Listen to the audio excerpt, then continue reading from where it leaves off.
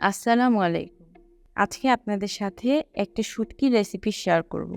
বাসায় একবার হলেও শুটকি এভাবে ভর্তা করে খেয়ে দেখতে পারেন। ফ্রাই প্যানে সরিষার তেল দিয়ে তাতে শুটকিগুলো দিয়ে দিচ্ছি। শুটকি ভর্তা বানাতে প্রথমে শুটকি কেটে বেছে ধুয়ে নিয়েছি। এবার তাতে একে একে রসুন, পাতলা করে কেটে নেওয়া পেঁয়াজ এবং মরিচ দিয়ে দিচ্ছি। সবগুলো ভালোভাবে ভেজে নিচ্ছি। একটু বাদামি রং হওয়া পর্যন্ত সবগুলো ভাজতে হবে। ভাজা হয়ে গেলে উঠিয়ে নিয়ে সবগুলো একসাথে শিলপাটায় দিয়ে বেটে নিচ্ছি। বেটে নেওয়া হয়ে গেলে আবারও ফ্রাই প্যানে সামান্য তেল দিয়ে তাতে পেঁয়াজ দিয়ে দিতে হবে। পেঁয়াজ কিছুক্ষণ ভাজতে হবে। পেঁয়াজ হালকা ভাজা হয়ে গেলে বাটা শুটকিগুলো আবারও ফ্রাই প্যানে দিয়ে দিতে হবে এবং সাথে দিতে হবে সামান্য পানি দিয়ে নাড়াচাড়া করে নিতে হবে।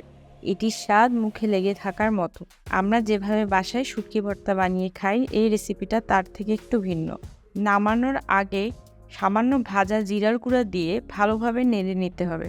ভালোভাবে নেড়ে উঠিয়ে নিলেই রেডি মজাদার শুটকি ভর্তা। গরম ভাতের সাথে এই শুটকি ভর্তা খেতে অনেক মজার হবে। আশা করছি এই রেসিপিটি সবার ভালো লাগবে। ধন্যবাদ সবাইকে।